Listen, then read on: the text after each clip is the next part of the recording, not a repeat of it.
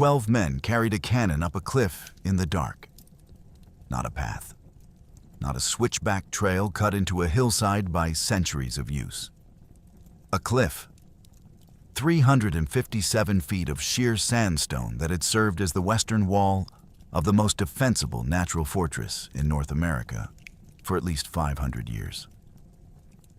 The people who built their city on top of this rock had never installed a door at ground level. Not one in any structure, across 5 centuries of continuous occupation. Every building was entered from above, through a hatch in the roof, via a ladder that could be pulled up and withdrawn the moment strangers appeared. They had carved handholds into the vertical stone face rather than build stairs, because stairs can be climbed by armies, and handholds can only be used by people who already know exactly where to put their feet. The 12 men climbed anyway. They carried the cannon because the direct assault had failed. Not for an hour, not for a morning, but for 2 full days. Because 70 Spanish soldiers armed with steel weapons, iron armor, and the most advanced personal firearms 16th century European military technology had produced, had thrown themselves against this mesa twice, and been held both times by people with arrows, stones, and the structural advantage of 357 feet of elevation. Because the man leading this expedition had watched his brother thrown from the top of this same cliff 6 weeks earlier, and had been given command of this mission by his uncle specifically. To make that death mean something that every other pueblo in New Mexico would have to calculate. Francisco Vázquez de Coronado visited this mesa in 1540 and recorded, in terms preserved in the Britannica entry on Akoma, his professional military judgment that it was the strongest defensive position in the world. He was correct. He was also right in a way that took 4 more centuries to fully appreciate. The real strength of this place was never the rock.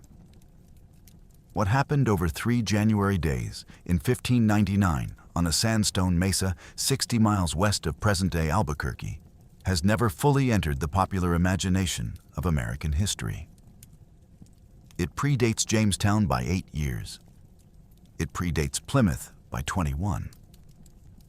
It established the template of colonial authority in North America with a brutality so thoroughly documented, preserved in an eyewitness epic poem, in colonial administrative records, in the sentence decree signed by the governor himself, that the man who ordered it was eventually convicted of his own crimes by the same crown that sent him. Here is what this script will demonstrate. First, how the Acoma people, inhabitants of what historians document as the oldest continuously occupied community in what is now the United States, held the strongest natural fortress in the Americas against European steel and gunpowder for 2 full days, and what it finally took to breach something that had never been breached before.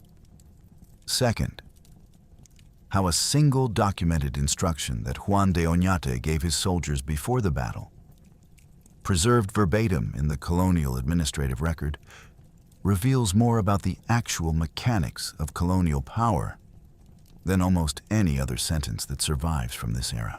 And third, why the people he sentenced to extinction rebuilt their home within 2 years of the massacre, maintained their language and their ceremonies and their pottery traditions through a century of compelled labor, expelled the Spanish entirely in 1680, and why their descendants, 400 years after the cannon fire, took a saw to a bronze statue in the night and left a note that read, "Fair is fair."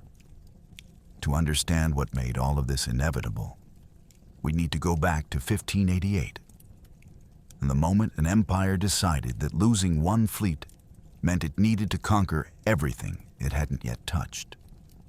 In the autumn of 1588, the most powerful navy in the world sailed into a storm it had not predicted, and from which it never recovered. The Spanish Armada had been assembled over years at extraordinary cost. 130 ships, approximately 27,000 men, the seaborne expression of Philip II's claim to be the dominant military and religious power of the Christian world. Its mission was the invasion of England, the forced removal of Elizabeth I from the throne she had occupied since 1558, and the restoration of Catholic authority to a Protestant nation whose persistent independence had irritated the Spanish crown for decades. What happened instead was one of the most consequential military disasters in early modern European history. The fleet encountered severe storms in the waters between Scotland and Ireland on its return passage. More than 60 ships were lost. Approximately 20,000 men died from storm, starvation, and the violence of the Irish coastline where survivors washed ashore. The ships that returned to Spanish ports arrived battered and depleted, their crews hollowed out, the myth of Spanish naval invincibility punctured in the most public manner possible. The political consequences for Philip II were severe and immediate. The Armada's failure did not destroy the Spanish Empire. Spain remained the dominant European power for decades afterward. But it damaged something equally important and far more difficult to rebuild: the psychological certainty of Spanish invincibility. That certainty, that aura of inevitable triumph that had allowed small Spanish forces to subjugate vastly larger indigenous populations across the Americas since Columbus, was the empire's most valuable strategic asset. It was what allowed Cortés to take the Aztec Empire with 600 men. It was what made Pizarro's conquest of the Inca possible. It was what kept the peace, such as it was, across Spanish colonial territories where the colonizers were always vastly outnumbered by the colonized. Anything that eroded that aura required a response, ideally a response visible enough to restore the sense of inevitability that conquest depended on. Philip needed a victory.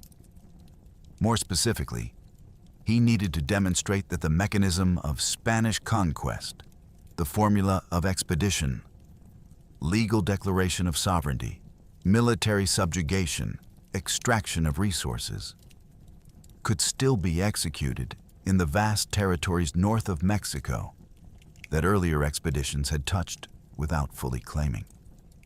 Francisco Vázquez de Coronado's expedition of 1540 had ranged across what is now the American Southwest in search of the legendary golden cities of Cibola, and had found instead something more prosaic and ultimately more significant.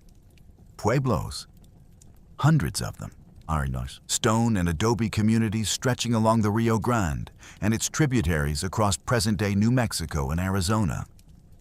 Communities inhabited by tens of thousands of people living in settled agricultural societies, farming corn, beans, and squash in the high desert, building multi-story housing from indigenous materials, trading across networks that extended to the Gulf of California and beyond. Coronado had found no gold. He had turned back. The territory remained, in Spanish administrative terms, formally unclaimed and informally untouched. By 1588, the calculations had shifted. The Pueblo peoples represented souls to be converted, labor to be extracted under the encomienda system, and territory to be formally incorporated into the expanding map of New Spain. The absence of immediately extractable silver was not, in the revised accounting, a reason to ignore 40,000 people living in a region that Spain had declared, by papal and royal authority, to be its rightful domain. The question was, who would lead the expedition, finance it, and be capable of executing the conquest that Coronado had not? Into this moment, this specific confluence of imperial need, available territory, damaged prestige, and the political pressure of a failed armada, stepped Juan de Oñate y Salazar, born around 1550 in Zacatecas, then the frontier silver mining capital of New Spain, the city that more than any other had defined what the Spanish Empire meant in practical terms in the Americas. Oñate was the product of the conquest era in the most literal possible sense. His father, Cristobal de Oñate, was simultaneously a conquistador, a colonial administrator, and one of the wealthiest silver barons in New Spain, a man who had participated in founding the city of Guadalajara.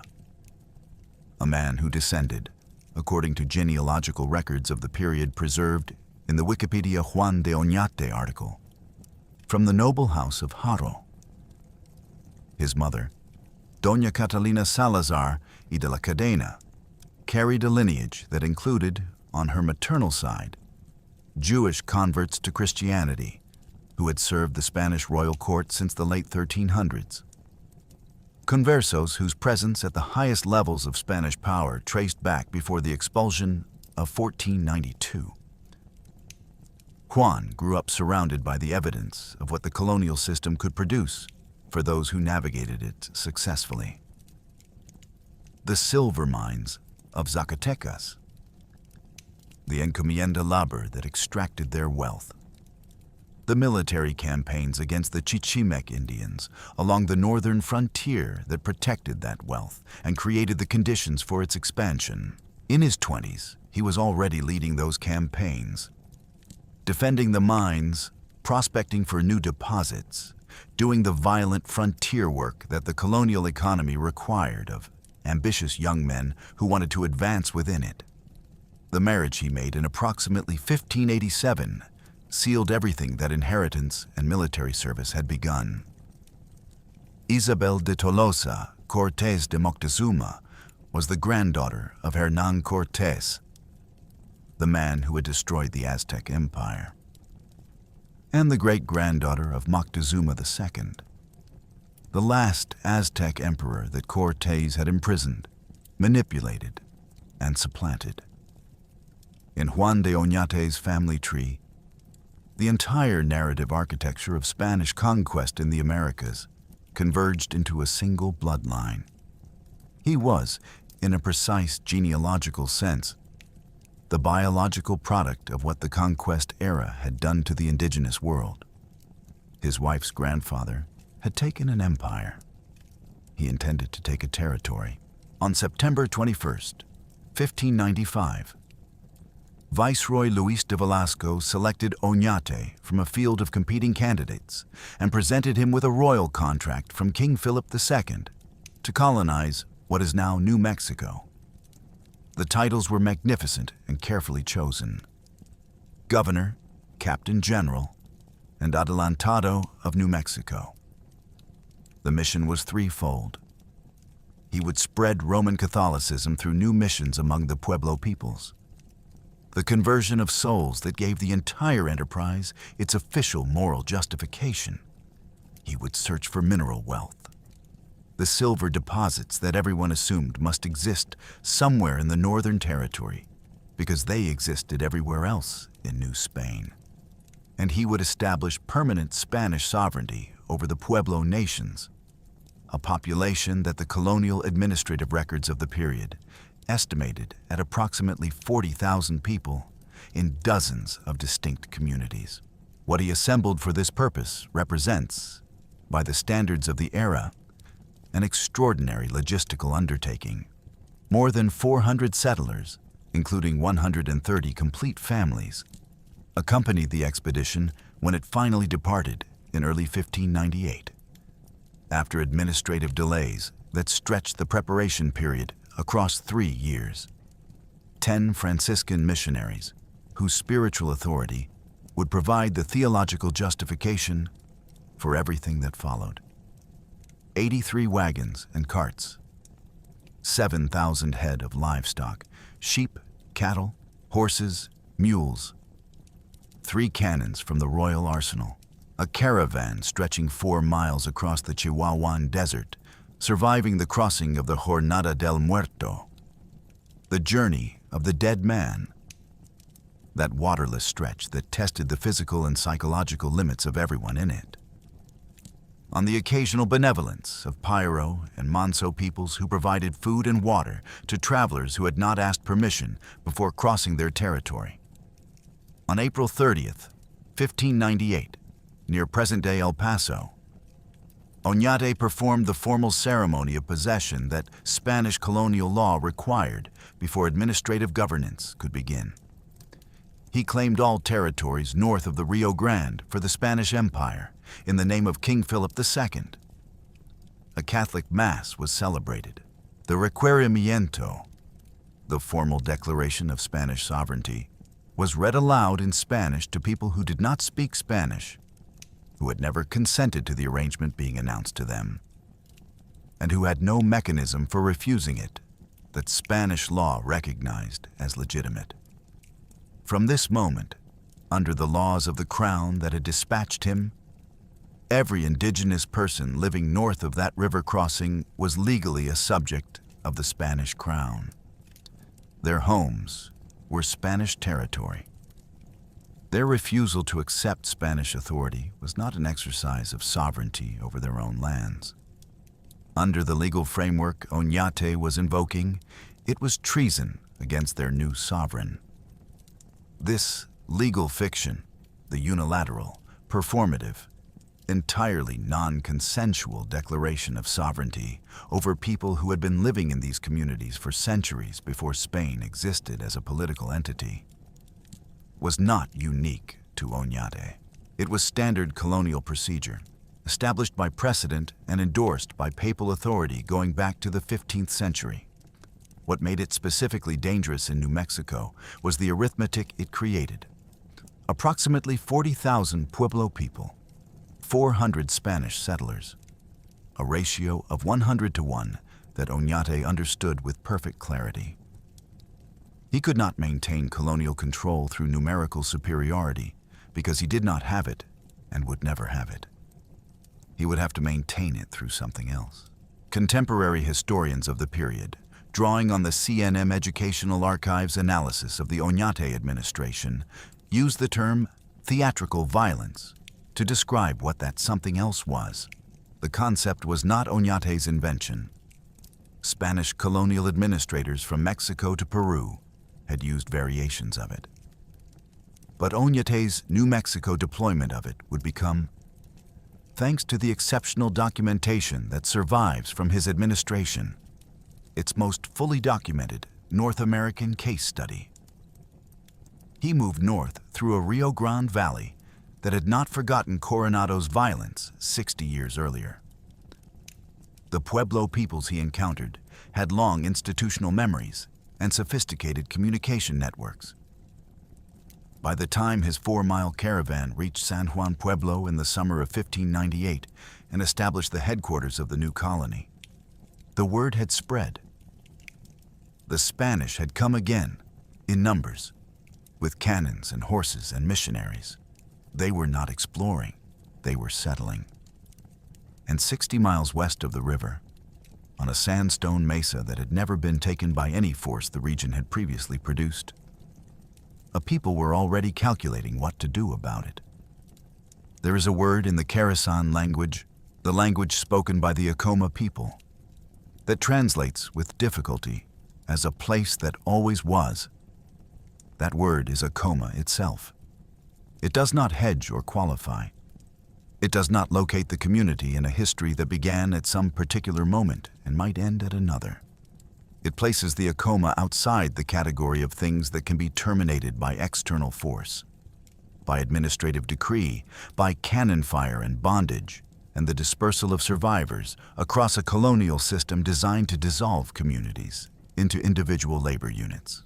The archaeological evidence, compiled in the National Park Service's historical documentation of Akoma as a National Historic Landmark, dates the oldest surviving structures on the mesa to approximately 1100 CE. The Akoma themselves say they have been there longer than any outside calendar can measure. Their oral traditions locate the origin of Sky City before the 11th century, some accounts dating the community's founding to 600 CE or earlier.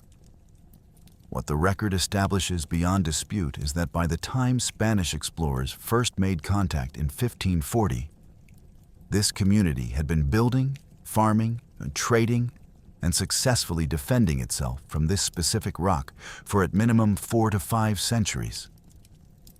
Nothing in the documented history of the region had dislodged them. Not Navajo raiders, not Apache war parties, not the various conflicts and migrations that had reshaped the Pueblo world across the centuries. The mesa held. The physical structure of the rock made this track record comprehensible. The mesa rises 357 feet above the surrounding desert floor. The National Park Service and most academic sources use this figure, though the Britannica entry on Akoma gives 365 feet, and some sources vary within this range depending on measurement location. Its faces are sheer sandstone, shaped by millions of years of erosion into near vertical walls that give defenders on the rim an almost absolute advantage over anyone attempting to approach from below. Before Spanish contact, the only access to the top was a hand-cut staircase of approximately 200 steps, followed by a stretch of narrower hand-and-toe holds carved directly into the vertical rock face. This path was wide enough for one person at a time. A single defender with a supply of rocks at the top of that staircase could hold it against any number of attackers climbing below. The buildings at the summit were designed with the same logic applied to every architectural decision. The National Park Service Acoma article, drawing on early Spanish reports, describes approximately 500 multi-story adobe houses, 3 and 4 stories tall. No doors at ground level, not one. Every building was entered from above, through a roof hatch via a ladder. The ladders could be withdrawn. Ground floor walls were solid. From the rim, defenders held commanding fire positions over every approach path. From below, attackers faced not only the climb itself, but sustained fire from a position that Spanish muskets of the era could not engage effectively at the steep upward angle required. Francisco Vázquez de Coronado visited in 1540 and recorded his assessment. The strongest defensive position in the world. Hernando de Alvarado, a member of Coronado's expedition, estimated the population at 5,000 to 10,000. A figure that most modern historians treat as a Spanish overestimate, reflecting the tendency of conquistador accounts to amplify the scale of what they encountered, and the genuine difficulty of conducting accurate census work in a community built on a rock. You could only approach one person at a time. Most contemporary scholars work with a population estimate of between 4,000 and 6,000 for the Acoma community and its surrounding farming settlements in 1598. As reflected in the Wikipedia Acoma Massacre article's figure of approximately 4,000 and the Military Fandom Wiki's broader estimate. Whatever the precise number, no outside force had ever successfully breached this place. And that track record was itself a form of military asset. It shaped the confidence of the defenders and the caution of potential attackers in ways that statistics alone cannot capture. The Akoma went into the confrontation of 1599 with 5 centuries of successful defense behind them. That history was part of what they were defending. The community that had built this history was not simply surviving on a difficult piece of terrain. The Akoma had constructed a sophisticated agricultural and commercial civilization on and around the mesa. They farmed the valley below using irrigation canals fed by the Rio San Jose River. They produced a distinctive thin-walled painted pottery, geometric designs executed with a precision that requires years of training and a cultural tradition of knowledge transmission going back generations. That was traded across the Southwest, and that, as every source on contemporary Akoma confirms, their descendants still produce today on the same mesa. They maintained trade relationships extending to the Gulf of California. Their governance combined spiritual authority, civil administration, and military leadership in a system that had maintained stable, continuous community life for centuries without requiring external enforcement. In 1598, as the Spanish approached, several figures within that governance structure will matter most to what follows. Zutacapan was the cacique, the spiritual and civil leader who, according to both colonial records cited in the Wikipedia Acoma Pueblo article and Acoma oral tradition maintained continuously since the events, understood what the Spanish arrival meant before most of his community had fully processed it. He had received information through the communication networks connecting Pueblo communities across New Mexico that Oñate's plan for the Acoma involved not just oaths of allegiance, but relocation.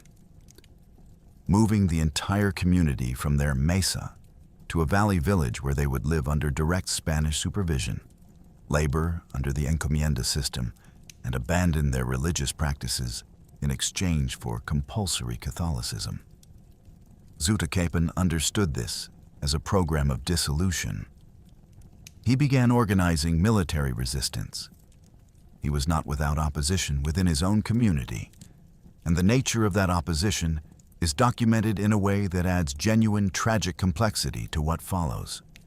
Chumpo, an elder with different political instincts, counseled against open confrontation and in favor of negotiation and survival.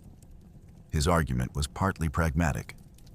The Spanish had cannons and steel and the resources of a global empire behind them, and partly rooted in something stranger and more specific. Zutancalpo, Zutacapan's own son, had reportedly been circulating the belief among the Acoma that the Spanish were immortal, that their weapons were supernatural, their persons beyond physical harm. The Wikipedia Acoma Pueblo article notes this documented internal division as a significant factor in the community's response to the Spanish approach.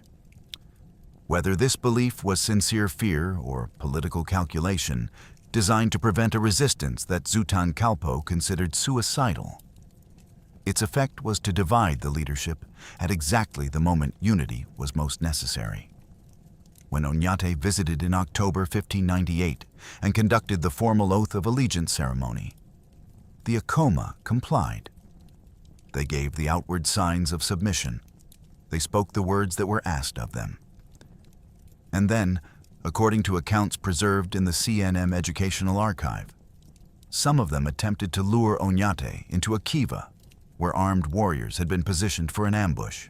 Oñate declined the tour, apparently warned by his own men, and rode away believing he had secured Acoma's submission. He had secured nothing. He had survived an ambush he didn't know had been planned, because someone in his party sensed something wrong in the invitation to enter a room he couldn't see. 6 weeks later, his nephew would not benefit from that same warning. The afternoon of December 4th, 1598, began as a food negotiation and ended as the event that made everything that followed inevitable. Juan de Zaldivar arrived at the base of the Acoma Mesa with 16 soldiers and a problem that was, in its immediate terms, straightforward. The Spanish colony at San Juan Pueblo was hungry.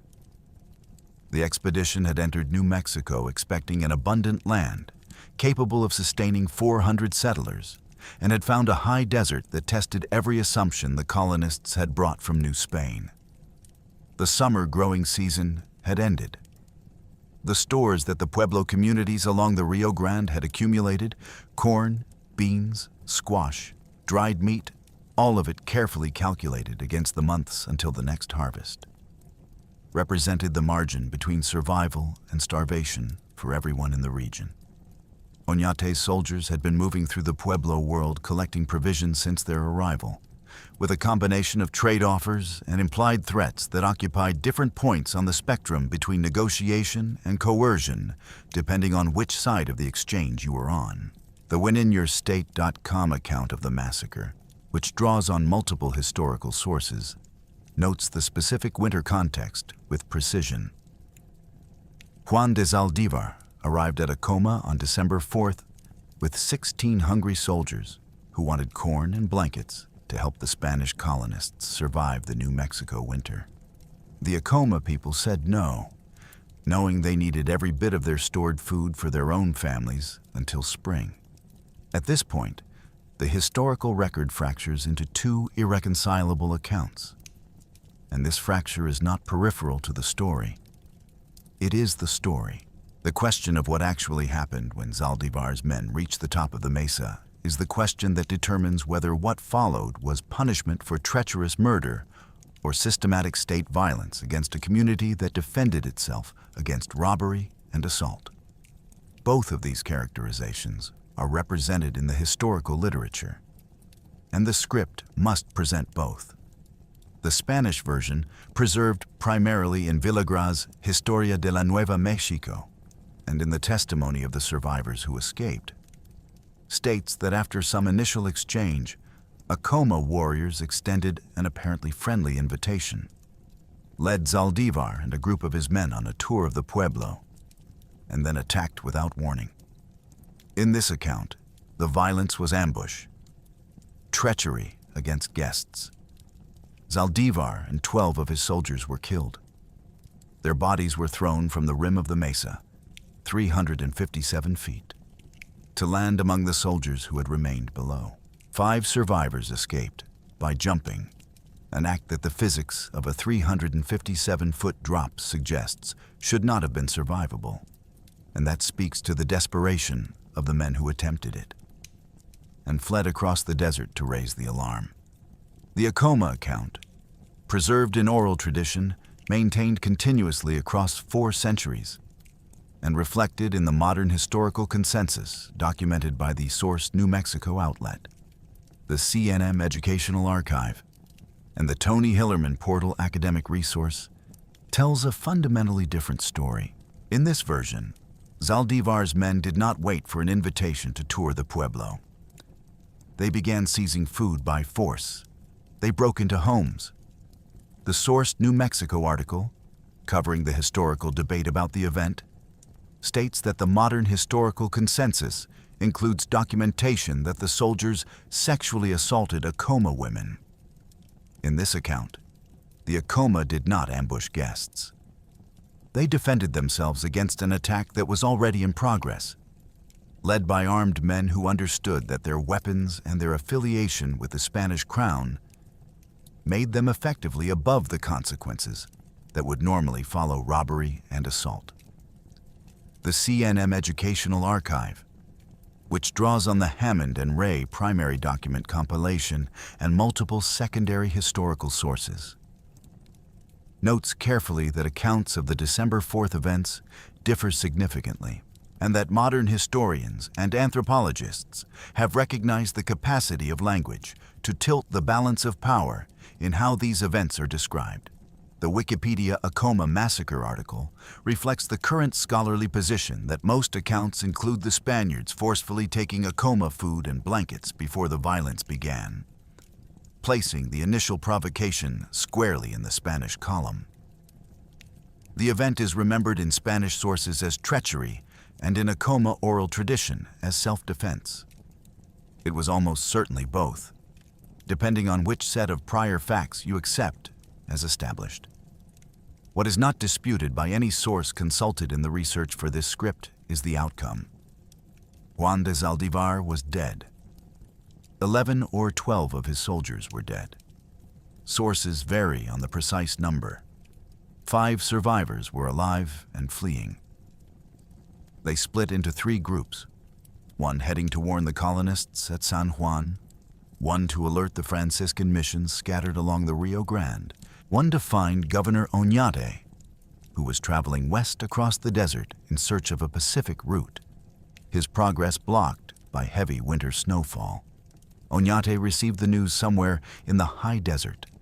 The CNM Educational Archive notes that he returned to San Juan after learning of his nephew's death. His reaction was fury, followed by rapid calculation. The calculation of a man who understood, with perfect clarity, what December 4th meant for the political survival of his colony. The strategic problem was not primarily a matter of grief or personal revenge. though both were present.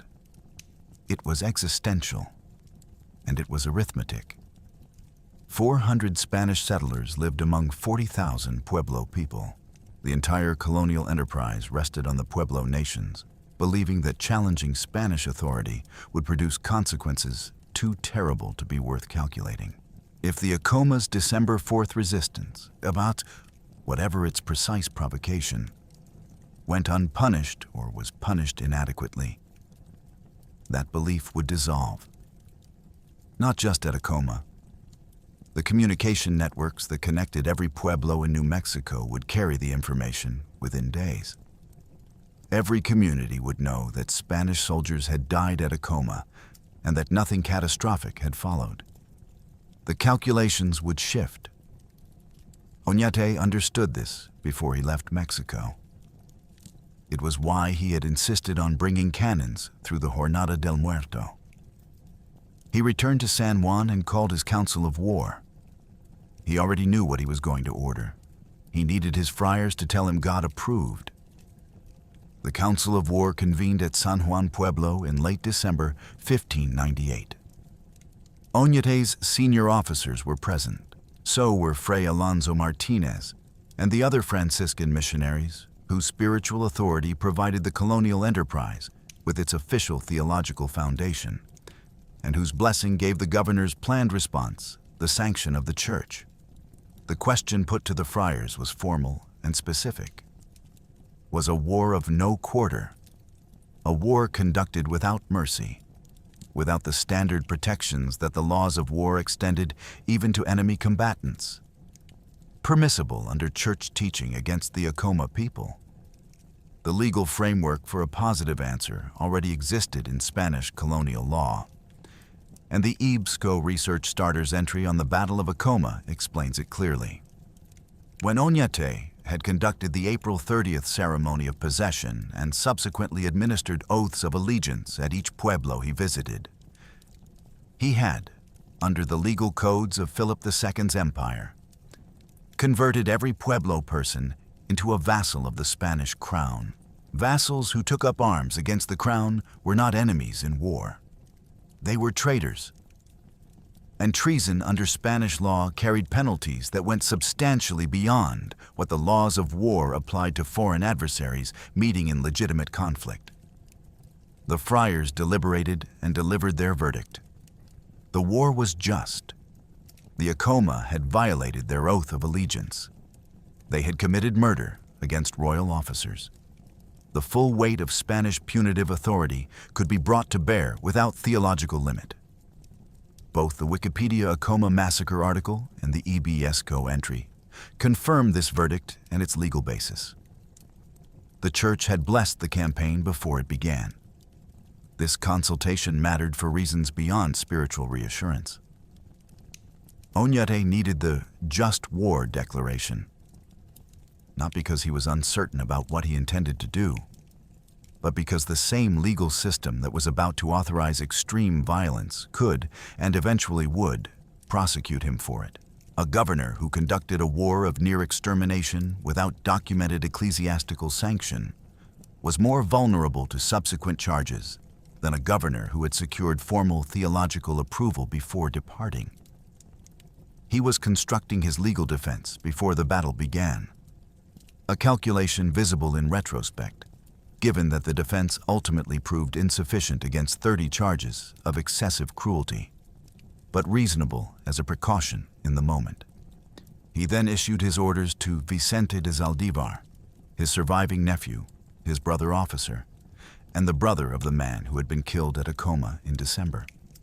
These orders are preserved in the Colonial Administrative Record, quoted in the CNM Educational Archive, which draws on the Hammond and Ray primary document compilation, the authoritative academic edition of documents from the Oñate expedition. Oñate instructed Vicente to position his men for battle on arrival at Acoma, but to offer peace formally 3 times before any assault began, in compliance with the procedural requirements of just war doctrine. If the Acoma refused to submit and surrender the men responsible for December 4th, he was authorized to destroy the pueblo and administer appropriate punishment to the population. Then came the second instruction. This instruction was not about destruction. It was about what to do with survivors after the battle was over. Specifically, about how the mercy that followed the violence should be staged and attributed to maximize its psychological effect on the survivors and on the watching Pueblo world. Oñate's words, as preserved in the historical record and quoted in the CNM Educational Archive, were precise and careful. If Vicente found it appropriate, after the fighting was over, to show mercy to surviving Acoma, he should seek all possible means to make the Indians believe that you are doing so at the request of the friars with your forces. In this manner, they will recognize the friars as their benefactors and protectors, and come to love and esteem them, and to fear us. Read that instruction carefully, because it is the most revealing sentence in the documentary record of the Acoma Massacre. The governor of New Mexico did not instruct his commanding officer to be merciful, because mercy was morally appropriate. He instructed him to appear to be merciful at the friar's apparent request, as a psychological engineering operation with specific and calculated outcomes. The survivors should love the church, which would have appeared to save them from something worse. The survivors should fear the military, which would have appeared to be restrained only by the church's intercession. The violence and the mercy were not opposites. They were components of a designed system, and Oñate had scripted both before Vicente left San Juan. This is colonial power stripped of every pretense and laid bare in a single documented sentence. The friars were not spiritual authorities exercising independent theological judgment about the limits of violence. They were props assigned a role in a production that the governor had written in advance, to be performed for an audience of traumatized survivors who were supposed to emerge from the experience grateful to the church that had supposedly limited their punishment, and terrified of the military that had supposedly been willing to do much worse. Both the gratitude and the terror were manufactured. Both served the colonial administration's long-term interest in a compliant population. Vicente de Zaldivar departed San Juan in late December 1598. He had approximately 70 soldiers, steel weapons, iron armor, muskets, and at least one small cannon, described in multiple accounts as a pedrero or swivel gun, the lightest category of Spanish field artillery. He carried something no inventory could record. He was riding toward the place where his brother had died, to do what his brother had failed to do. The personal and the institutional merged in that column of soldiers moving southwest through the winter desert of New Mexico. What waited for them was a fortress that Coronado had called impregnable, defended by people who had been preparing for this confrontation since before Oñate crossed the Rio Grande. For 2 full days after they arrived, the fortress held. Vicente de Zaldivar's force arrived within sight of the Acoma Mesa on January 21st, 1599. The Acoma had been watching them approach for miles. This is one of the structural advantages of a 357-foot mesa that is easy to state and important to fully absorb. Defenders on the rim of Sky City could observe the surrounding desert in every direction to a distance that provided hours of warning before any attacking force could close to effective range. There were no concealed approach routes. The desert floor around the mesa is relatively flat, treeless, open. Vicente's column of 70 soldiers with their cannon and equipment would have been visible from the rim long before they arrived at the base.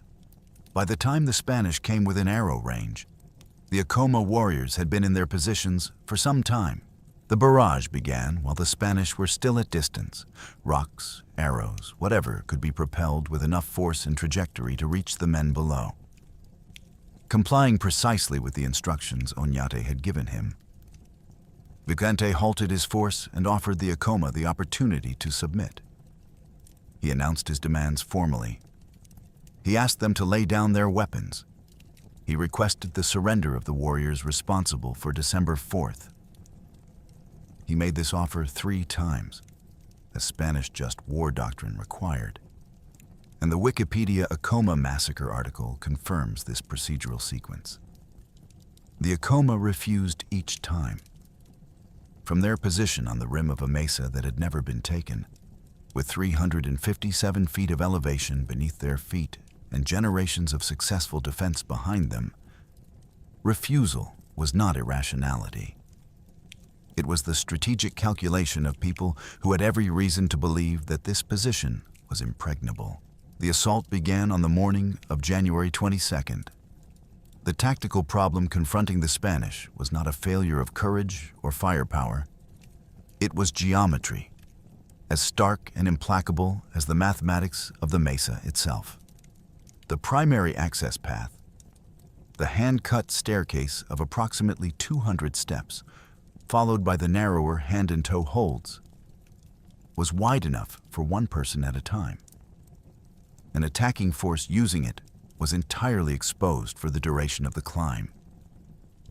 The defenders above did not need precision. They needed only to push objects off the rim. Rocks, logs, anything with weight and downward trajectory became an effective weapon when deployed from a height advantage of more than 300 feet against men who could not move laterally to avoid what was falling.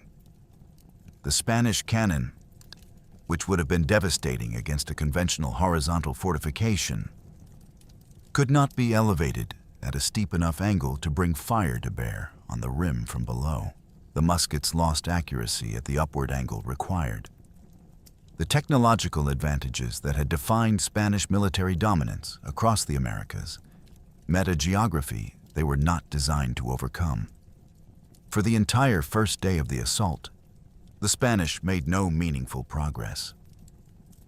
The EBSCO Research Starter's account of the battle, drawing on primary sources, confirms that the Acoma defenders with arrows and stones were able to hold their position against the attacking force. The Wikipedia Acoma Massacre article states directly that for the first 2 days, the Acoma were able to withstand Spanish forces. The Legends of America. Acoma entry describes Spanish soldiers fighting their way upward over 3 days, with the implication that this progress was costly and contested at every step. The defense was not simply passive exploitation of terrain. Zutacapan's months of preparation had produced a coordinated military response. The Wikipedia Acoma Pueblo article documents the War Council's recruitment of Bempol, an Apache war leader brought specifically for his combat experience with enemies who used different weapons and tactics than the Pueblo raiding parties the Acoma had defended against historically. Multiple leaders, Chicombo, Popempol, Calpo, Esmicayo, alongside Zutacapan, were directing the defense from different positions around the rim. The division that had existed between Zutacapan and Chumpo had resolved, under the pressure of an actual siege, into unified resistance. There was a dimension to this defense that transcended the tactical. This mesa had never been taken. Not once, in centuries of occupation, had any outside force breached it. The Acoma defenders on the rim on January 22nd were not simply holding a physical position, they were defending a history, a track record that was itself a form of psychological armor, shaping their confidence and, potentially, the confidence of their attackers. Every hour they held was evidence that the Spanish were not, in fact, invincible. Every rock that fell and clattered against Spanish armor below, without producing a decisive breakthrough, was a data point against Zutan Calpo's warnings about Spanish immortality. The second day of the assault, January 23rd, produced more of the same. Spanish soldiers threw themselves against the access points. The Acoma held. By nightfall, the most defensible natural fortress in North America, had absorbed 2 complete days of assault from 70 soldiers equipped with the most advanced personal weapons in the European arsenal. And it had yielded nothing. Its record of successful defense remained intact. Vicente de Zaldivar spent that night in the cold desert below the rock, looking up at the rim where defenders still held their positions, and formulating a plan that the defenders could not have anticipated and could not have defended against, because it required knowledge they did not have. That the southern face of their mesa had an unguarded path up it, and that the Spanish had found it. The historical record does not tell us the conversation Vicente de Zaldivar had with the 12 men he selected for the climb. It does not record their names individually. It does not describe how they were chosen, how long the route reconnaissance took, or what they were told about what they would find at the top. They exist in the documentary record as a number, 12, and as a documented action that military historians still cite when discussing examples of tactical improvisation in siege warfare. Even the smallest category of Spanish field artillery in use in 1599 was not light by any standard of physical practicality. The pedrero, or swivel gun, that multiple sources identify as the type of cannon deployed in the Acoma assault, was the lightest field weapon in the Spanish arsenal. But period military records and historical analysis of 16th century artillery make clear that such weapons weighed in the range of several hundred pounds. They required transport equipment, teams of draft animals, or large parties of men to move across flat terrain, moving one vertically up the face of a 357-foot mesa at night or in the pre-dawn dark, while a battle was ongoing on the opposite side of the same rock. That required something that no military manual of the era addressed, because no military manual of the era had anticipated an operational context in which it would be necessary. The 12 men climbed anyway. The tactical logic of what Vicente had planned was straightforward, which does not make the execution less extraordinary. The main Spanish force would simultaneously maintain pressure on the primary access points, the staircase, the handholds, the approaches that the Akoma had been watching and defending for 2 days. The defenders' sightlines from the rim were directed outward and downward along those paths. The secondary face that Vicente's 12 men had identified, the southern face, was not guarded by deliberate tactical decision. It was not guarded because in 5 centuries of occupation, it had never needed to be guarded. You do not post sentinels at a location where no threat has ever materialized, when the known threats are concentrated at the places where they have always come from. On January 24th, 1599, the cannon opened fire from the top of the Acoma Mesa, from inside the fortress, from behind the walls that the Akoma had spent generations maintaining precisely because those walls protected everything within them. From a position so unexpected, so geometrically impossible under the assumptions that had governed Acoma's defense for centuries, that the defenders had nothing prepared to address it. The physical and psychological effects were simultaneous and overwhelming. Villagra, who was present at the battle as a captain of the expedition and who wrote his account within a decade of the events, describes the impact in his Historia de la Nueva Mexico, a 34-canto epic poem published in 1610 and addressed to King Philip III as an apologia for the expedition. Historians working with Villagra's account are consistent in noting its inherent limitations as a source. It was written by a participant and advocate, designed to glorify the Spanish campaign for a royal audience that needed to be convinced the expedition had been worthwhile. His poem includes claims of miraculous divine intervention, the Virgin Mary, and a celestial warrior appearing on the mesa to assist the Spanish, that modern historians treat as literary convention, the standard apparatus of Catholic colonial hagiography. The Berkeley English Department's analysis of the poem, noted in multiple academic sources, describes it explicitly as an apologetical piece of literature designed to justify the expedition's conduct. Nevertheless, as the Duke University Press Review of the Historia notes, it was written by an eyewitness within 11 years of the events, and its physical descriptions of the battle's final phase are consistent with what the material evidence at the site independently confirms. The cannon fire, the fires spreading through the pueblo, the structural collapse of adobe buildings under artillery impact and conflagration. All of this is corroborated by evidence still present at the site. The wheninYourState.com archaeological account, drawing on site visits and historical documentation, reports that visitors to Acoma today can see marks on surviving adobe structures that historians connect to the cannon fire of January 1599. The damage is in the walls. 425 years later, it is still there. The adobe buildings of Sky City were not designed to withstand artillery from above. Their solid exterior walls and interconnected structures, the same design features that made them so defensible from assault coming from below, meant that once artillery was positioned inside the perimeter and firing horizontally into the building mass, the blast effects propagated through the interconnected structure rather than being dissipated outward. Fire spread. The interior furnishings, the stored winter food, the roof materials, the accumulated possessions of thousands of people across centuries. All of it caught. Villagras describes, in the passage that the National Humanities Center has preserved in translation, defenders in their final desperation, hurling themselves from the heights rather than face the fires or the Spanish soldiers pouring through the burning streets with swords drawn. He describes women and children dying in the flames.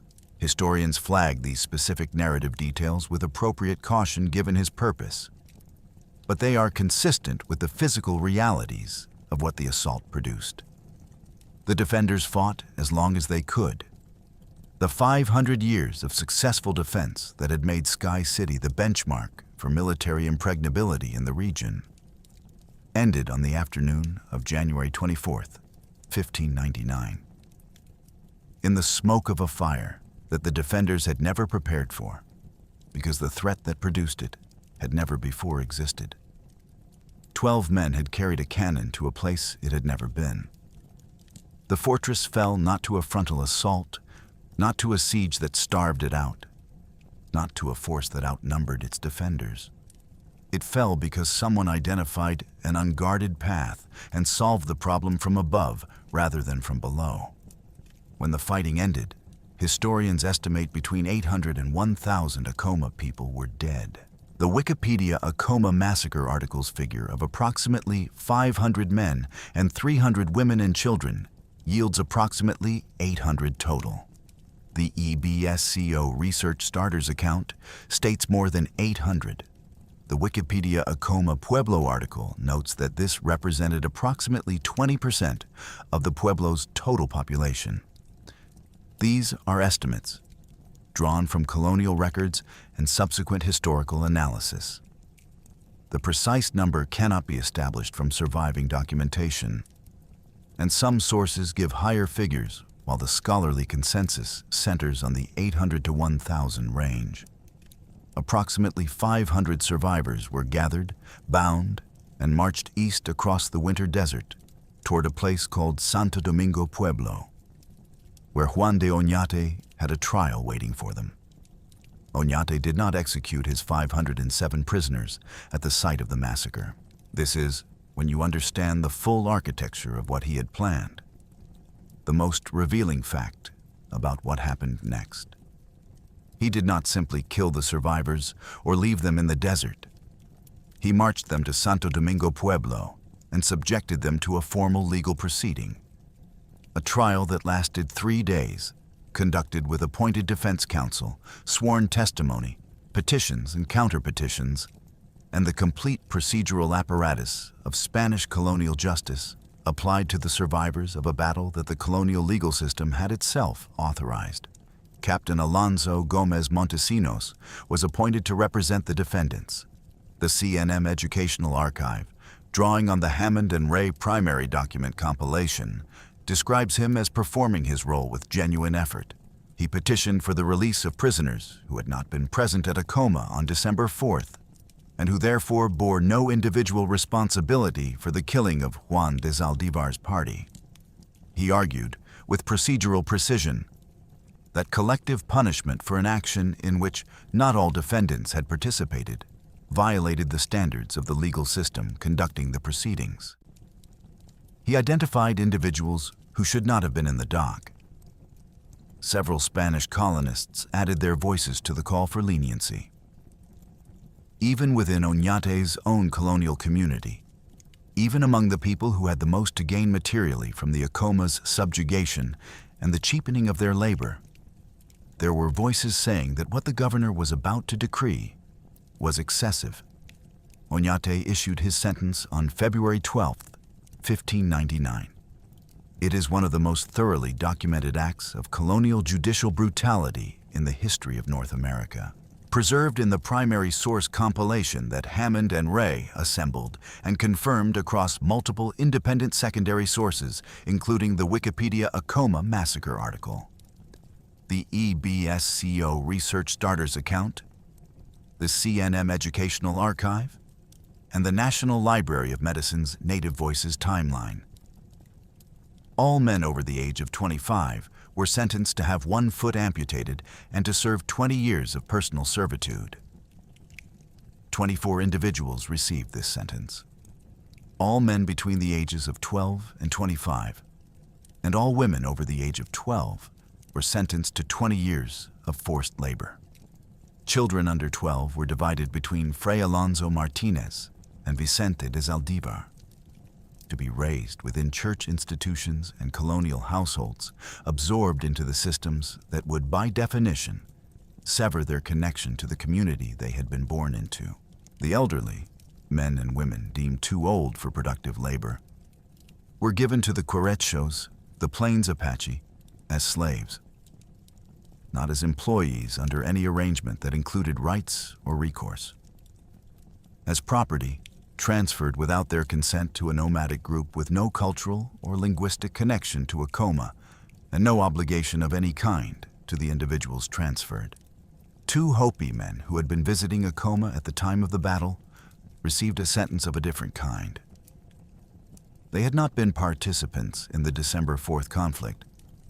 Their presence at Acoma during the January battle appears to have been circumstantial. Oñate ordered each of them to have his right hand amputated and then released them to travel back to Hopi. They were not being punished for crimes. They were being converted into living messages. Every pueblo in New Mexico would hear what had happened to the Hopi visitors when they arrived. The communication network that connected the Pueblo world, the same network that had spread word of Oñate's arrival long before his caravan reached San Juan, was being used to broadcast the cost of proximity to resistance. 60 of the youngest women were categorized in the colonial record as not guilty. This phrase requires the same careful examination that Oñate's mercy instruction does, because what followed the declaration of not guilty was their transport to Mexico City and distribution among Catholic convents. Not guilty, and then removed by force from their community, their language, their family relationships, their cultural practice, their home, to institutions hundreds of miles away in a city they had never seen, among people who did not speak Karasan and had no framework for understanding what had been done to get them there.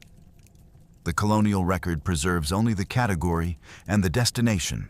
What became of 60 young Acoma women in the convents of Mexico City in 1599 is not in the documentation.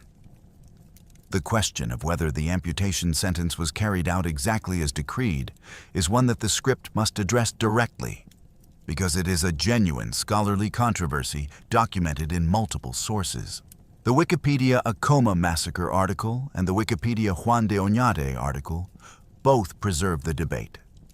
Oñate's personal journal, according to multiple sources consulted in the Phase 2 research, uses the phrase las puntas del pie, meaning the points of the foot, most naturally translated as the toes. Some historians argue that whole foot amputation would have rendered enslaved men physically incapable of the labor that was the point of the servitude sentence, and that the severity of the punishment, as described in secondary sources, reflects later embellishment or mistranslation of the original Spanish documentation. The Teaching American History collection notes explicitly that the punishment was not carried out, or at least not fully carried out. Other historians and most secondary sources work from the plain meaning of the sentence as recorded. The foot. What no source disputes is that severe physical punishment was officially decreed on 24 men, that some form of mutilation was carried out publicly and visibly, and that this, combined with the bondage of hundreds of survivors and the systematic dispersal of an entire community, was sufficient to bring Oñate before the Spanish crown on 30 charges of excessive cruelty and produce a verdict of guilty. The sentences were administered publicly, in pueblo plazas where witnesses could observe and remember. This was not incidental to the punishment. It was the punishment. The physical harm done to 24 men was the visible, transmissible, repeatable content of a message addressed not primarily to those 24 men, but to every pueblo person who would hear about it. Here is what Spanish authority does to those who refuse it. Here is what refusal looks like in its aftermath. Calculate your own response to Spanish demands accordingly. And then, precisely as Oñate had scripted in his instructions to Vicente before the battle, the Franciscan friars positioned themselves as the prisoners' protectors. The mercy that followed the violence appeared to come from the church. The decision to spare the children, to limit the duration of bondage to 20 years rather than life, to release the declared not guilty rather than executing them.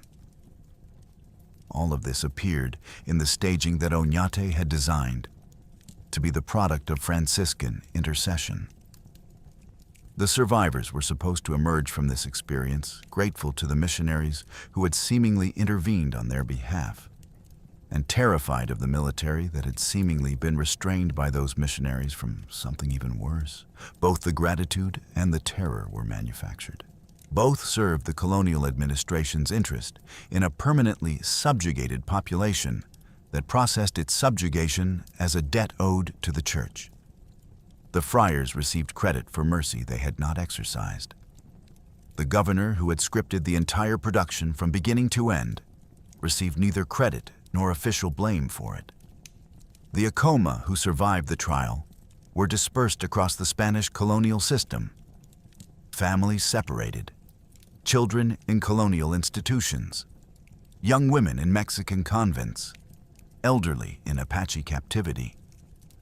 The systematic dissolution of a nation accomplished through legal procedure, formal sentencing, and the careful documentation of a civilization that understood itself as administering justice. Memory does not require formal documentation. And in the desert around the Acoma Mesa, some of those who had escaped the battle were already making their way back to the rock. The colony Oñate, built on the blood of Acoma's dead, survived the winter of 1599. Whether it thrived is a question that history answers with the kind of clarity that only comes from knowing how the story ends. In the immediate aftermath of the massacre and the February 12th sentencing, the theatrical violence doctrine produced its designed effect. The Pueblo nations of New Mexico submitted. No community attempted in the following months to replicate Acoma's December 4th resistance. Word of the cannon on the mesa, the fire, the trial, the sentencing, the amputations, and the dispersal had traveled through the communication networks that connected every pueblo in the region. the calculation that Oñate had been trying to establish since April 30th, 1598, now held. Spanish authority, measured by the willingness of Pueblo communities to comply with its demands, appeared absolute. But the colony that Oñate was supposed to build, the prosperous, self-sustaining settlement that would reward the crown's investment with silver and the church's investment with souls, never materialized in any form that resembled the projections. There was no silver north of the Rio Grande, no mineral wealth that would replicate the riches of Zacatecas or Potosi, no Gran Quivira. What existed was a harsh, remote, chronically underpopulated settlement in the desert southwest, dependent for its basic survival on the food supplies and labor of the same Pueblo peoples, whose cooperation had been obtained through a combination of demonstrated violence and calculated institutional management. The colonists who had signed up for this enterprise had not signed up for subsistence conditions at altitude. They had been recruited on the basis of wealth that had not materialized and could not materialize, because the wealth was not there. The gap between what they had been promised and what they encountered was the kind of gap that produces desertion, mutiny, and the informal administrative crisis that comes when a governor's authority depends on delivering rewards that the territory cannot provide. Men began leaving. Deserters returned to New Spain and brought with them accounts that damaged Oñate's standing in ways that the Acoma Massacre alone might not have accomplished. They spoke of his treatment of indigenous people, accounts consistent with, and sometimes more extreme than, what the colonial record preserved. They also spoke of his treatment of Spanish colonists. Men executed for desertion, resources mismanaged, punishments applied to colonists with the same heavy hand that had been applied at Akoma. By 1607, the accumulated weight of these accounts, the colony's consistent failure to produce the economic returns the Crown required, and the growing cost of maintaining a settlement that seemed to generate nothing but expenses had become impossible to sustain. Oñate resigned as governor. The charges followed him out of office with methodical persistence. King Philip III of Spain launched a formal investigation into his conduct as governor of New Mexico. 30 charges of mismanagement and excessive cruelty were compiled. The trial proceedings extended over years. The verdict found him guilty on counts of cruelty, immorality, and false reporting. In 1614, he was exiled from New Mexico permanently and banished from Mexico City for 4 years. The significance of this verdict deserves a moment of attention before the script moves on. The Crown that authorized the just war against Akoma, that had empowered Oñate with the titles of Governor, Captain General, and Adelantado, that had every legal and theological mechanism available to declare his actions not merely permissible, but divinely sanctioned, convicted him. Even by the standards of a legal system that had built the encomienda, authorized the requerimiento, and declared unilateral possession of indigenous territories to be lawful. What Oñate had done at Akoma and in the years following crossed a line. He was found guilty by the empire that sent him. He appealed. He returned to Spain. He worked the channels of the royal court with the energy of a man trying to separate his legacy from his record. The partial rehabilitation came late. By 1620, he had been appointed royal mining inspector, the career that his father would have recognized as appropriate for a man of the Oñate family's background and experience. He died on June 3, 1626. He is sometimes referred to, in both admiring and ironic registers, as the last conquistador. One documented detail in the timing of his fall carries the quality of irony that history occasionally produces without apparent design. Gaspar Pérez de Villagra, the captain who had climbed the Acoma Mesa with Vicente de Zaldivar's assault force, who had spent the decade after the battle writing his 34-canto epic poem in praise of the expedition, published his Historia de la Nueva Mexico in Spain in April of 1610. According to the Berkeley English Department's account of the poem's publication history, fewer than 12 copies of the original edition are known to have survived. In that same month of April 1610, Juan de Oñate, the man the poem celebrated, the adelantado who was its hero and its justification, rode into Mexico City in disgrace, banished from the province he had founded. The Epic of Conquest appeared in print the moment the conquistador fell. The poem that glorified the taking of Akoma was published as the man who ordered it was being convicted for how he had taken it. Villagras himself was convicted separately of executing 2 deserters and of forcibly transporting Acoma women to convents in Spain, convicted, in other words, for actions that the poem he was simultaneously publishing had helped to justify.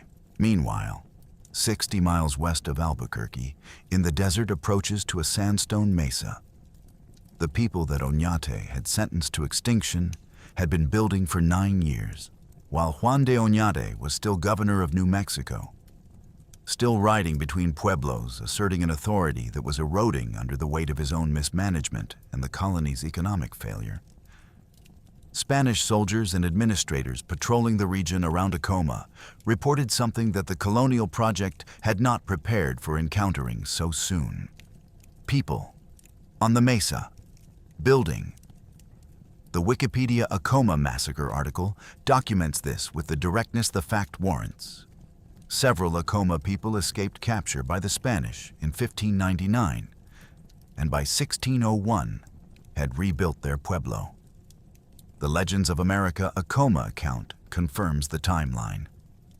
2 years, 24 months after the cannon fire, the 3-day battle, the trial, the sentencing, the dispersal of 500 survivors into bondage across New Mexico and beyond. 2 years after the fire that moved through buildings that had stood for 5 centuries, the community that had watched 800 of its members die and 500 others marched away in chains had, within 24 months, returned to the rock and begun the work of reconstruction.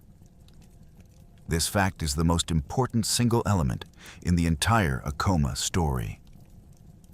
Everything else, the battle, the cannon, the February 12th sentence, Oñate's eventual conviction, the legal proceedings and the exiles and the convents and the Apache captivity, is context for this fact. The Acoma came back. They rebuilt on the place that had always been theirs. They used the same hand-cut toeholds in the same sandstone. They carried materials up the same staircase that 12 Spanish soldiers had climbed in the dark with their cannon. They returned to a landscape that still bore the physical marks of what had been done to it. The cannon damage on the surviving walls, the burned ruins of the structures that had not survived. And they built. What followed the rebuilding was not peace. It was something more strategically complex and ultimately more durable. The simultaneous maintenance of outward compliance and the deliberate preservation of identity. The Spanish imposed the San Esteban del Rey mission on the reconstituted Acoma community, beginning in 1629, 30 years after the massacre, after a period in which Spanish authority over the broader Pueblo world had been re-established on terms that required at least the visible performance of indigenous acceptance. The scale of what was demanded from the Acoma to construct this church is documented in both the Legends of America Acoma account and the Britannica entry on Acoma Pueblo. Approximately 20,000 tons of earth and stone had to be hand-carried to the top of a mesa with no road access and no mechanical assistance.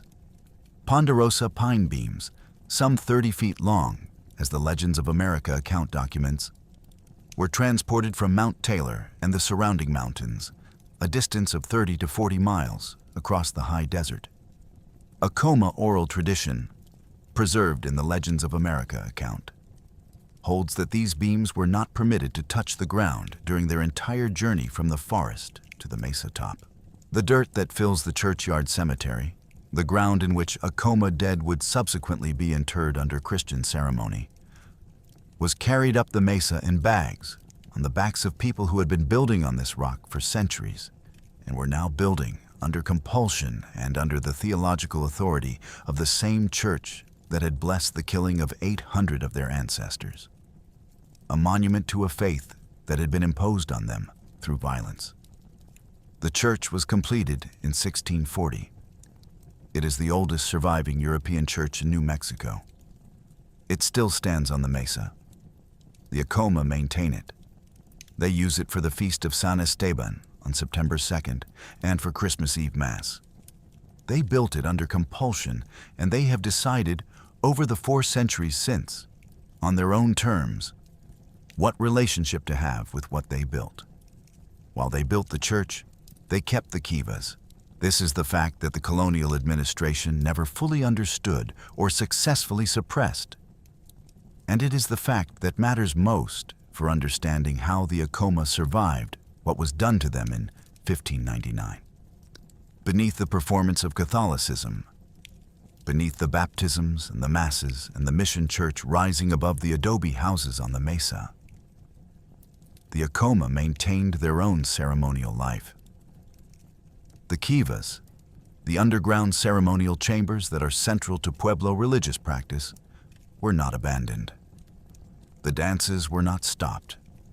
The traditional knowledge, the ceremonies, the stories, the pottery designs, the relationship to the landscape that had shaped Acoma identity for centuries, was transmitted through the channels of oral tradition and community practice that have no paper trail for colonial administrators to follow, and no administrative mechanism for colonial authorities to interrupt. The strategy the Acoma deployed was not passive endurance. It was active, deliberate, and disciplined. They presented the colonial administration with the compliance it needed to maintain the fiction of successful conversion. They withheld from it the actual substance of what made them Acoma.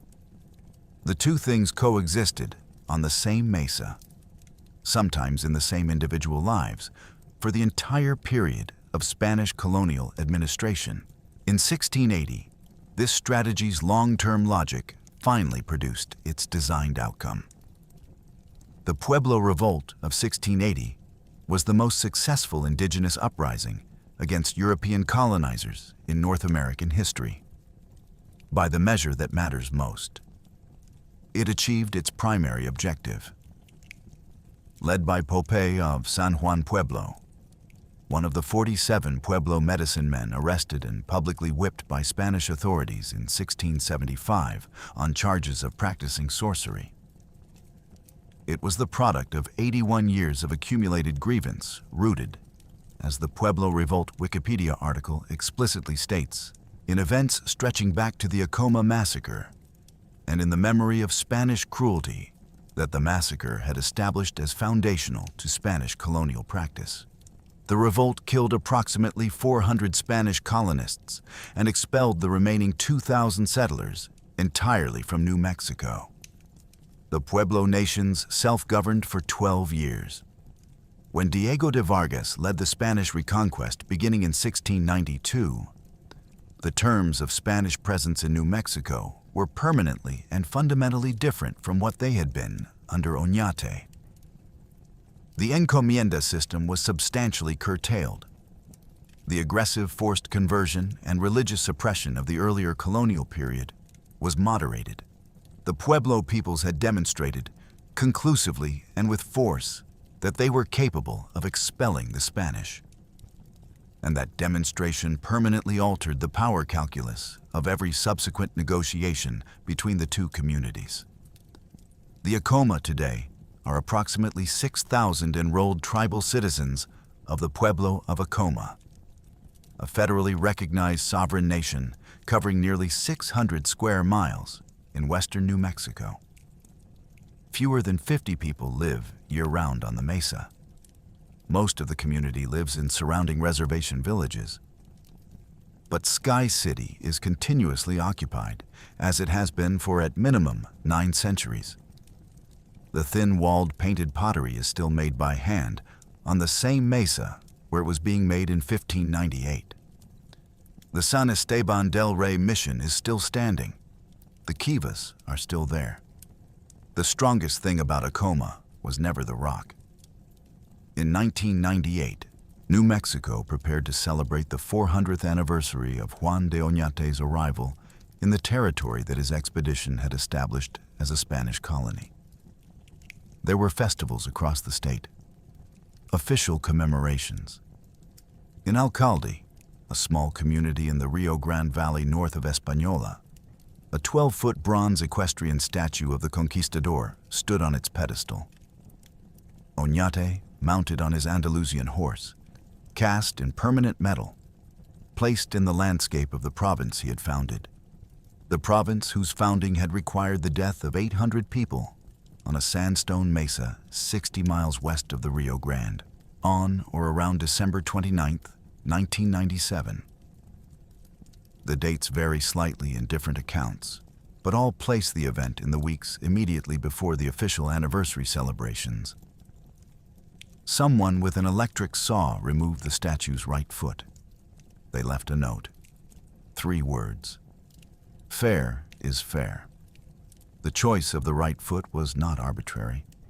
The sentence that Juan de Oñate had issued at Santo Domingo Pueblo on February 12, 1599, had decreed that every Acoma man over the age of 25 would have his right foot amputated. Whether this was a whole foot or the toes, whether it was fully carried out or partially implemented, all the scholarly debates about the precise nature of the mutilation became, in the act of removing a bronze foot with an electric saw, irrelevant. The sentence had been issued. It had been designed to be seen and remembered. 400 years later, it was being remembered in the most direct terms available to someone with a power tool and a few hours in the dark. The perpetrators did not immediately identify themselves publicly. One of them later contacted a filmmaker, according to the Wikipedia Juan de Oñate article's account of the incident. I'm back on the scene to show people that Oñate and his supporters must be shamed, this person said. A group speaking on behalf of the Acoma community issued a statement that has since become the most widely cited document connected to the statue incident, and that the Wikipedia Acoma Massacre article preserves. We took the liberty of removing Oñate's right foot on behalf of our brothers and sisters of Acoma Pueblo. We see no glory in celebrating Oñate's 4th centennial, and we do not want our faces rubbed in it. The sculptor, Reynaldo Rivera, recast the foot and had it attached to the statue. A seam remains visible in the bronze where the new foot was joined to the existing leg. Some commentators at the time suggested leaving the statue permanently maimed as a visible, ongoing reminder of the events of 1599. The sculptor's response, preserved in the Wikipedia Juan de Oñate account, was that chopping feet had been the nature of discipline 400 years ago. A response that, perhaps unintentionally, located the act of sawing the bronze foot precisely where the perpetrators had intended it to sit, as an echo, not as an aberration. The foot was recast. The seam remained. The Rio Grande Sun and Source New Mexico coverage of subsequent controversies surrounding Oñate commemorations preserved the statement of one Acoma man, Daryl Chino, that cuts through every layer of historical and political complexity surrounding the event in a single sentence. It was funny when it happened to the statue, but it wasn't funny when it happened to the real people. That sentence contains everything. The humor of the symbolic reversal, the absolute refusal of the humor to function as a substitute for the gravity of the original, the insistence that the real people, the 24 men whose bodies bore the actual sentence in 1599, remain present in any accounting of what the statue represents and why someone chose to saw its foot off in 1997. The controversy did not end with the recast foot. The statue stood in Alcalde for more than 2 decades as a recurring focal point for the debate about how New Mexico's colonial history should be commemorated and whose founding narrative should be privileged in public space. In June 2020, in the weeks following the murder of George Floyd and the global re-examination of public monuments connected to racial violence and colonial history, Rio Arriba County workers removed the Alcalde statue at the direction of county officials and placed it in storage. A statue of Oñate at an Albuquerque museum was removed the same week.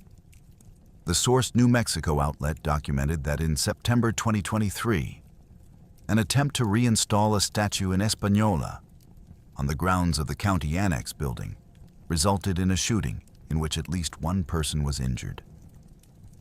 The controversy, in other words, is not historical in the sense of being safely in the past. People have been shot over whether Juan de Oñate deserves a public monument in the communities that trace their descent from his expedition. The historical complexity that the Source New Mexico and Rio Grande Sun coverage reflects is genuine and must be acknowledged. For many New Mexicans of Spanish colonial descent, people whose family histories in this region begin with or predate the Oñate expedition, who trace their cultural identity to the Spanish-speaking Catholic community that has existed in the Rio Grande Valley for 4 centuries. Oñate represents something that cannot simply be erased: the origin story of their own community. The festivals and fiestas that celebrate Oñate in places like Española are expressions of cultural continuity, of a community claiming its own history and its own existence as legitimate and worth honoring.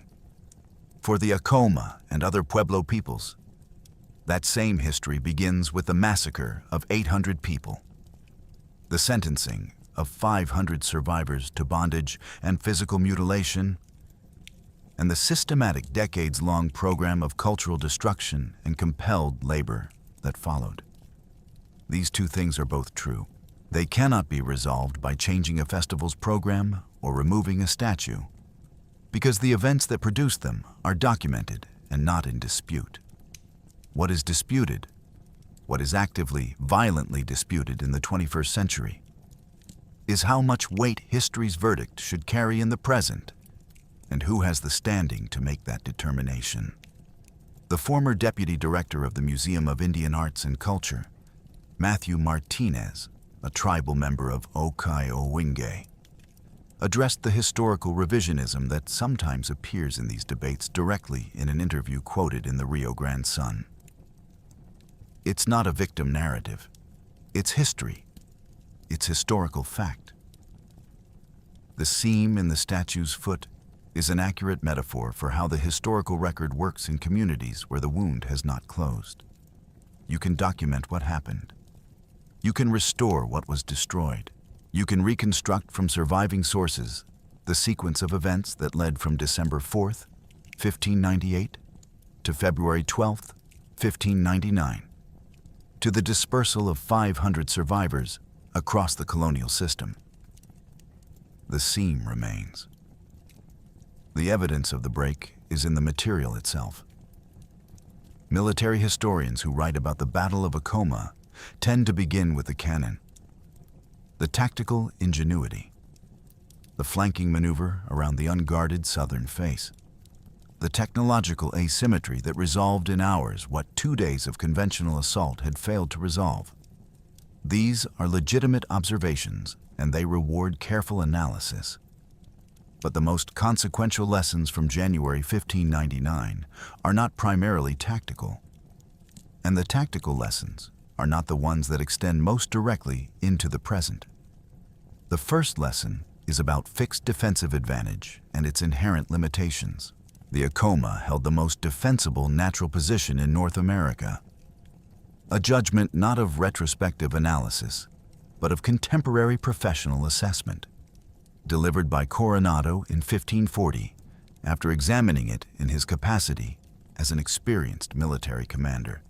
They held it for 2 full days against men with muskets, armor, and the tactical doctrine of the most experienced professional military in Europe. The fortress did not fall to a superior force, or to a better military strategy in the conventional sense. It fell because a novel threat was introduced from a vector that its entire defensive architecture assumed was impossible. No fixed defensive advantage is absolute. Every fortification is built on assumptions about where threats will come from. Assumptions derived from the history of threats that have previously materialized. The Akoma's assumptions were reasonable. They were derived from 5 centuries of successful defense against every threat the region had produced. They were also the assumptions that allowed 12 men with a cannon to reach the top of the fortress, because the unguarded face was unguarded precisely because the assumption had always been that nothing threatening would come from there. The second and more historically consequential lesson concerns the doctrine of theatrical violence and the documented arc of its effectiveness. Oñate understood this doctrine with unusual sophistication.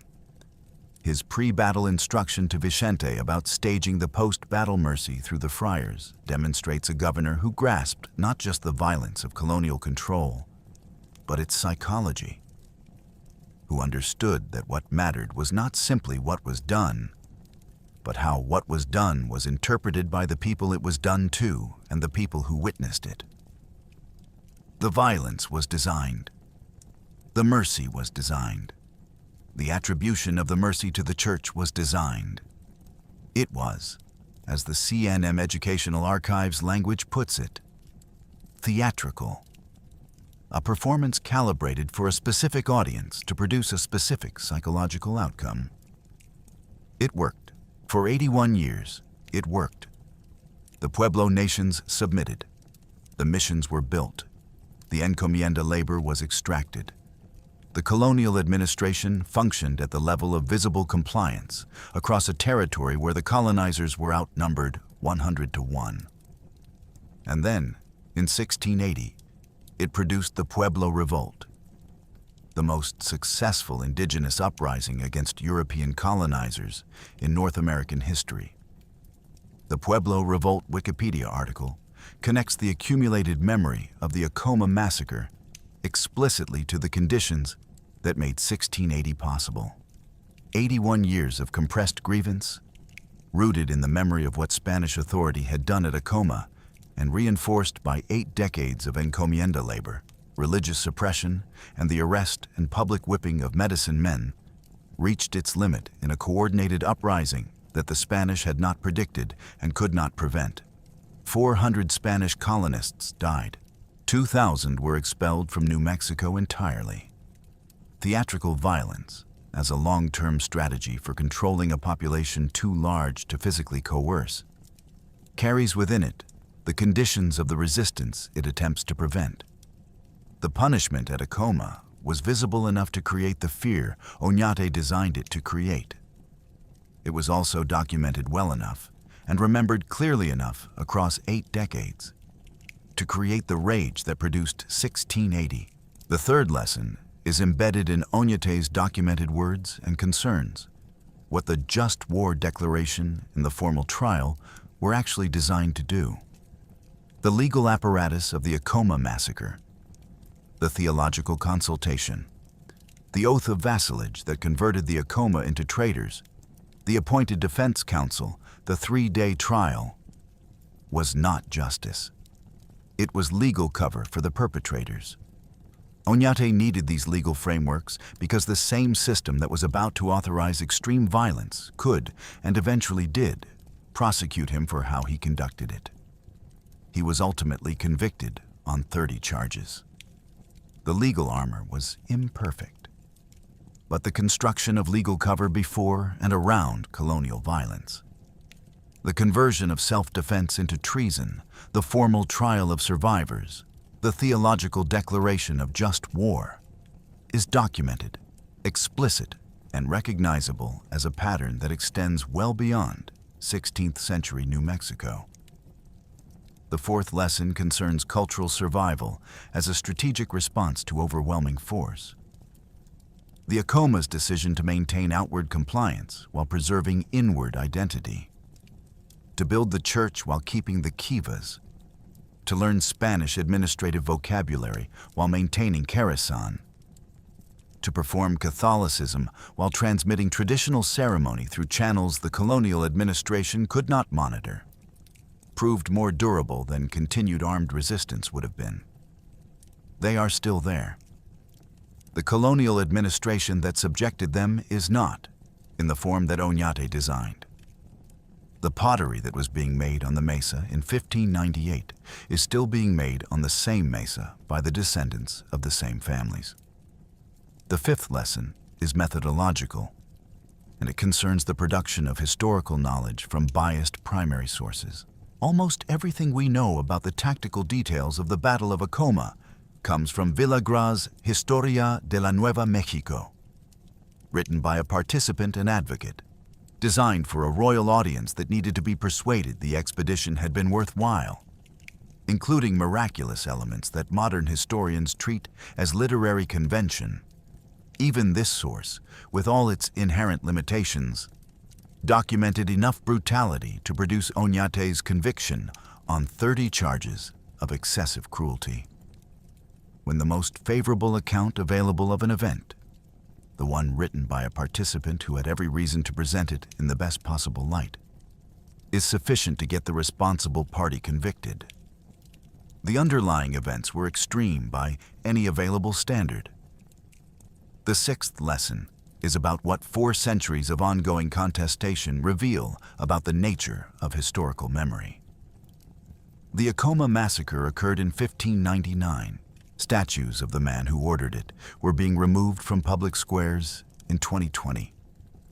People were shot at an attempt to reinstall one in 2023. This level of active, violent, ongoing contestation is not normal for events 4 centuries in the past. It is what happens when the communities affected by an event have continuous generational descent from the people who were there. When the history is not safely in the past, but is actively ancestral memory. And when those communities live in geographic and political proximity to the descendants of the people who perpetrated the violence. The Acoma Massacre does not belong to the settled past. It belongs to the contested present. Understanding this, understanding why a 400-year-old event can still result in shootings at a monument reinstallation ceremony, is necessary for understanding anything meaningful about the relationship between the colonial history of North America and the political and social realities that history produced. The mesa is still there. The pueblo is still there. The cannon marks are in the walls. Acoma Pueblo, Sky City, sits 60 miles west of Albuquerque in Cibola County, New Mexico, at approximately 7,000 feet above sea level, on a sandstone mesa that rises 357 feet above the desert floor. The Sky City Cultural Center and Haku Museum opened at the base of the mesa in 2008, replacing an original facility destroyed by fire in 2000. Guided tours led by Acoma tribal members depart from the cultural center multiple times daily. On the north side of the mesa, as the WhenInYourState.com archaeological documentation notes, visitors who know what to look for can see marks on surviving adobe structures that historians connect to the cannon fire of January 1599. The damage is in the material. It is 425 years old. You can see it. What is not there? No monument to the 800 people who died. No plaque at the approximate location of the unguarded southern face that 12 men climbed in the dark with a cannon. No marker at the spot where the fire started. The San Esteban del Rey mission, completed 1640, constructed by Akoma labor under compulsion, is there, maintained by the Acoma community and used for feast days and Christmas Eve Mass. The Acoma built it. They have decided, over the 4 centuries since completion, what relationship they will have with what they built, and on what terms they will maintain it. That decision is theirs. The absence of the Acoma Massacre from the popular American historical imagination Its failure to occupy the kind of place in the collective memory that the Boston Massacre of 1770, which killed 5 people, occupies, is worth examining. Because the reasons for that absence reveal as much about how historical memory works as the event itself does. The primary source problem is fundamental and operates at multiple levels. The Historia de la Nueva Mexico was written in Spanish, addressed to a Spanish monarch, published in Spain, and circulated within the Spanish colonial intellectual world. The Duke University Press Review notes that the poem was overlooked or ignored by historians for over 2.5 centuries after its publication. Rediscovered only in the 1880s by researchers working in Spanish archives.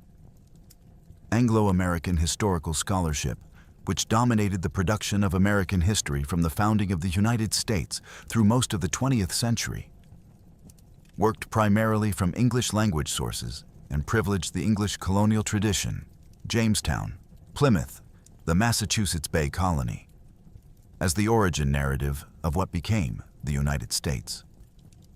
Events in the Spanish colonial Southwest in 1599 were not part of the narrative Anglo-American historians were constructing. The Acoma Massacre predates Jamestown by 8 years and Plymouth by 21, but it was not Jamestown or Plymouth that the narrative required. The outcome problem compounds the source problem. The Acoma Massacre did not change a border permanently. It did not end a war in a way that produced a new map. It did not generate the kind of decisive political transformation that tends to anchor historical memory. The fall of a kingdom, the establishment of a new government, the formal annexation of a territory. What it produced was the maintained administration of a colony that was already under nominal Spanish sovereignty, enforced by an act of violence that the administering empire eventually found embarrassing enough to prosecute. Events with ambiguous strategic outcomes are harder to narrate cleanly than events that resolve into clear winners and losers. The living wound problem may be the most fundamental reason this event has not settled into the kind of safe historical distance that would make it easier to narrate. The Acoma Massacre is not past for the Acoma. It is ancestral memory. The people sentenced in February 1599 are the direct biological ancestors, many generations removed, of people alive today. People who live 60 miles west of Albuquerque, who give guided tours of the mesa where the massacre happened, who make the pottery whose tradition survived the fire because the knowledge was in the hands and the hands survived. For communities whose historical experience is continuous in this way, the Acoma Massacre is not a subject to be narrated and filed. It is a living fact about why certain things are the way they are. The sovereignty disputes that continue in federal courts. The land and water rights questions that New Mexico's legislature addresses in ongoing proceedings. The cultural preservation programs funded by the tribal government. All of these have roots in the system of colonial administration that the Acoma Massacre helped establish and that the Pueblo Revolt of 1680 only partially dismantled.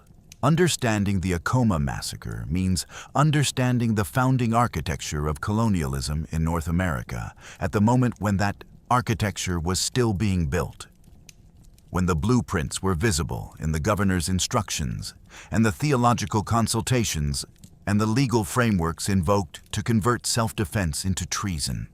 It means understanding how a small colonial force maintained authority over a vastly superior indigenous population through the calculated application of violence, legal doctrine, and institutional religious manipulation.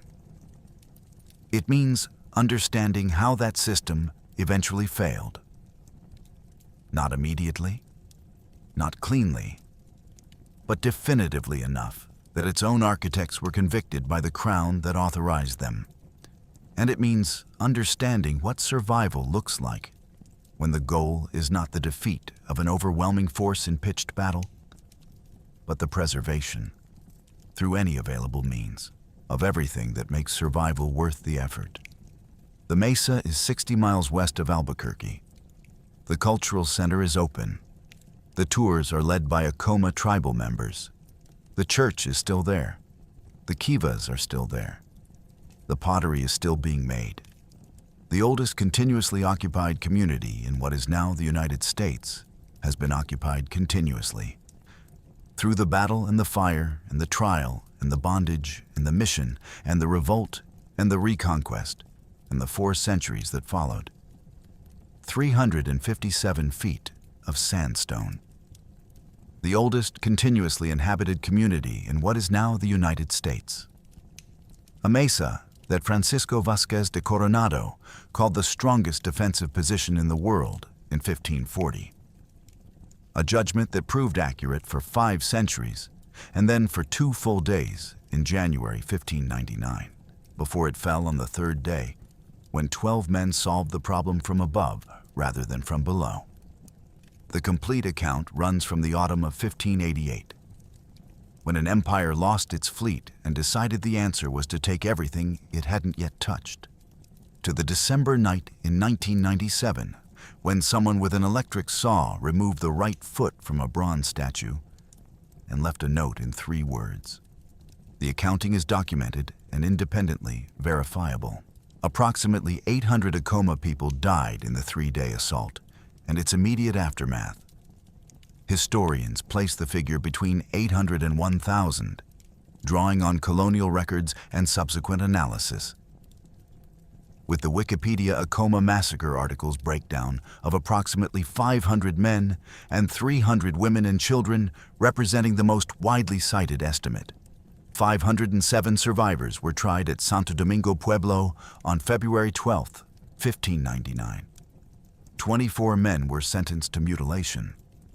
Whether this meant whole feet or toes remains a genuine scholarly dispute, with Oñate's personal journal using las puntas del pie, while most secondary sources report whole feet, and historians divided on whether the full sentence was carried out. Hundreds were condemned to 20 years of forced labor. 60 young women were sent to convents in Mexico City. Children were absorbed into the church and colonial households. The elderly were given to the Plains Apache. The man who designed and ordered all of this was convicted by his own crown on 30 charges of mismanagement and excessive cruelty. He died in Spain in 1626, appointed royal mining inspector in his final years, exiled from the province he had founded. The people he sentenced to extinction rebuilt their home within 2 years. They built, under compulsion, a church that is the oldest surviving European church in New Mexico. They kept under concealment the ceremonies that church was intended to replace. They participated in the revolt that expelled the Spanish entirely in 1680. They negotiated the changed terms of Spanish return in 1692. They are today a federally recognized sovereign nation of approximately 6,000 enrolled citizens. Oñate crossed the Rio Grande with cannons and royal authority, and the full weight of Spanish imperial power behind him. He took the mesa. He could not take what the mesa protected. The canyon between the documentary record of the Acoma Massacre and the popular historical consciousness of what happened in North America before Jamestown is not a canyon of missing evidence. The evidence is there, in the Hammond and Ray primary document compilation, in Villagras' eyewitness account, in the colonial records of Oñate's trial, in the oral histories maintained by the Akoma across 4 centuries, in the cannon marks on the adobe walls of Sky City that you can see today if you know where to look. The canyon is one of attention, of which founding stories get told and which get filed under Spanish colonial history and left to specialists. This one should not be left to specialists. It is the founding document of a colonial system. It is the template on which subsequent colonial administration across North America drew, consciously or not, when constructing the legal frameworks and methods of enforcement that defined the relationship between European settlers and indigenous peoples for 3 centuries after 1599. Understanding it means understanding where those frameworks came from, how they worked, and what they cost, not in abstraction, but in the documented words of a governor who wrote out his instructions before the battle and left in those instructions the clearest possible account of what colonial authority was actually designed to accomplish. The mesa is still there. The pottery is still being made on it. The kivas are still in use. The strongest defensive position in the world is not the rock. It was never the rock. It was the knowledge of who you are, transmitted from hand to hand and voice to voice through 5 centuries of occupation. Through a massacre, through a century of forced labor and compelled church building, through a revolt and a reconquest and 4 more centuries of everything that followed. That knowledge held. The cannon breached the walls in 3 days. The knowledge has not been breached yet.